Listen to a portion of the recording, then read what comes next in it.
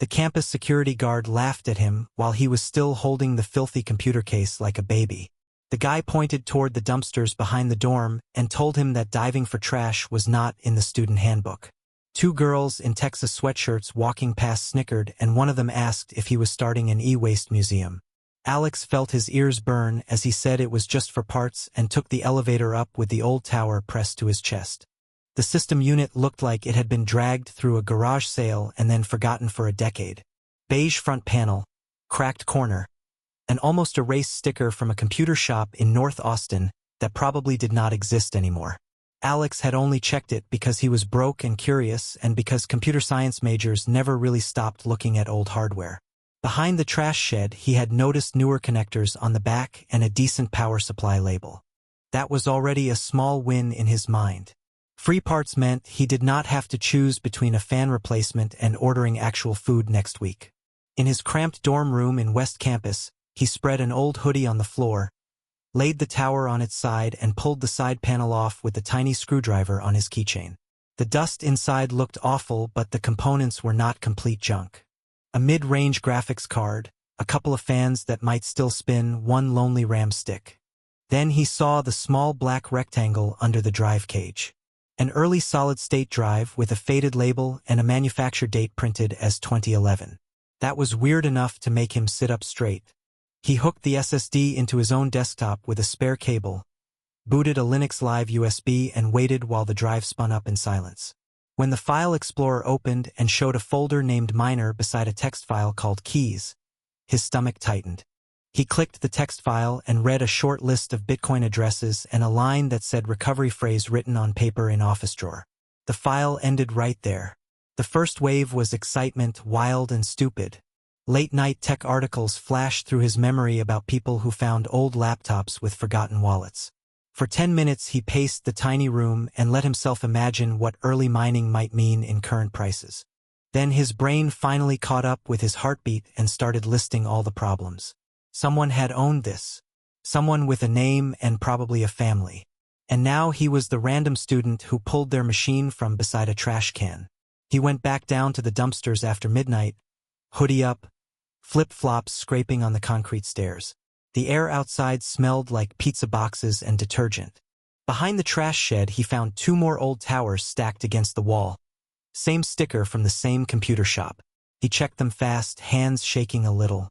Both were empty where the drives should be, only loose mounting screws rattling around.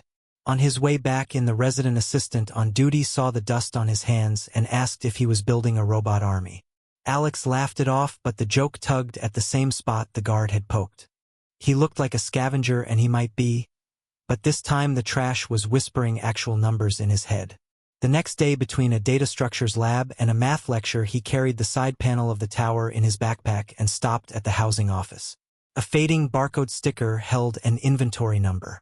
He slid it under the glass and asked a bored clerk if she could check who it had belonged to. She tapped at her keyboard, frowned, then said that anything marked surplus was out of their system and that she could not disclose former residents anyway. Privacy policy. He thanked her and turned to leave. An older custodian pushing a cart nearby overheard and said that a month ago they had emptied a storage cage in the basement that had been abandoned for years. He remembered the name on the paperwork because it matched some early crypto company he had once seen on the news. Alex typed the name into his phone as soon as he stepped outside and found a dusty LinkedIn page. The man had worked for a Bitcoin startup back when that word still sounded like a joke. At the bottom of the page, an update from years ago linked to a short obituary in a Houston newspaper. That night, he stopped fantasizing and started working like it was an assignment. He knew the first rule was not to mess with the original data. So he cloned the SSD sector by sector onto an external drive he had bought used from a friend. The copy process took forever, and he watched every percent like it might suddenly fail. When it finally finished, he powered everything down, unplugged the original SSD, and put it in a shoebox in his closet between his winter hoodie and a stack of old notebooks. From that point on, he touched only the clone. Inside the Miner folder, he found a mess that made sense to him. Text logs full of command line chatter from some forgotten mining software. Configuration files pointing to long-dead mining pools. Wallet addresses pasted in comments.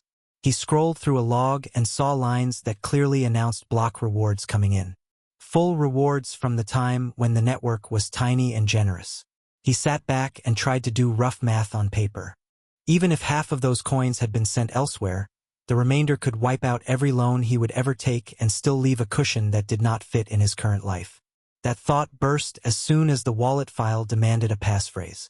The main wallet file and an older backup sat in the same directory, both encrypted.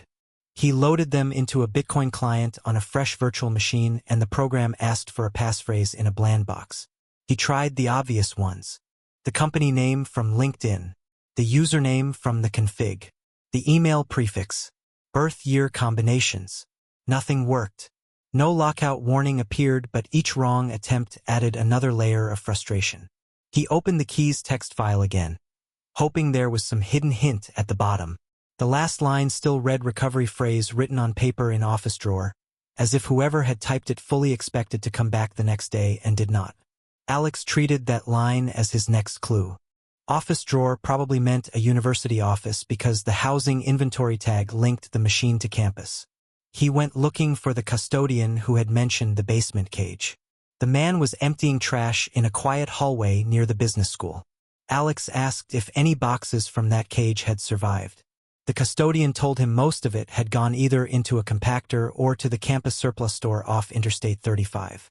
That word compactor made Alex feel physically sick for a moment. Paper with a seed phrase was about as tough as any other scrap of paper against a hydraulic press. He biked across town to the surplus store that afternoon. The place looked like a thrift shop for office equipment. Metal shelves full of monitors, printers, and random cables. A handwritten sign near the entrance said "All sales final." He wandered down the aisles until he spotted a section of old office supplies. File trays, boxes of pens, stacks of manila folders that probably still smelled like toner and stress. He started picking through them, trying to act casual so the clerk at the counter would not wonder why one skinny student was digging that hard through trash paper. Most of it was boring. Meeting notes from some department, budget printouts, outdated course catalogs. Then he pulled a slim brown folder from under a stack and saw a plastic conference badge clipped to the inside with the same name as the LinkedIn profile. Behind it was a folded index card. His fingers gripped the edge of the card a little too tight as he opened it. 12 handwritten words were lined up in shaky pen, the classic structure of a seed phrase. 2 words near the middle were smeared into a brown blur, like someone had spilled coffee or soda and left it to dry. He stared at it until someone behind him coughed and he realized he was blocking the aisle. He paid a couple of dollars for the folder and an old keyboard and rode back to campus with his backpack pressed tight against his shoulders, terrified of rain that never came. Back in his room, he cleared his desk completely, set the index card under the brightest lamp he had, and took a high-resolution photo with his phone.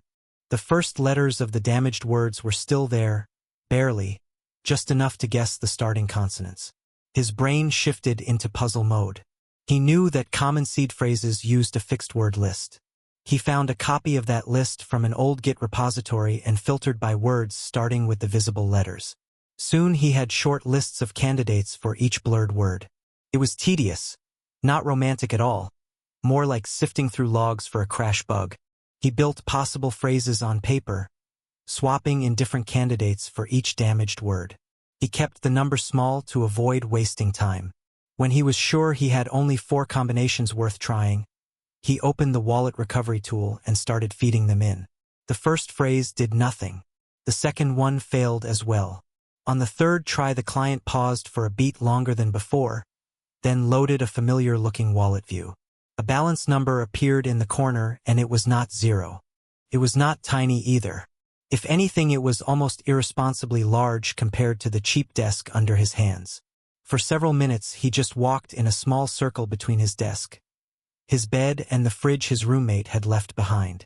Outside his window, he could see students cutting across the parking lot toward the H-E-B on the corner.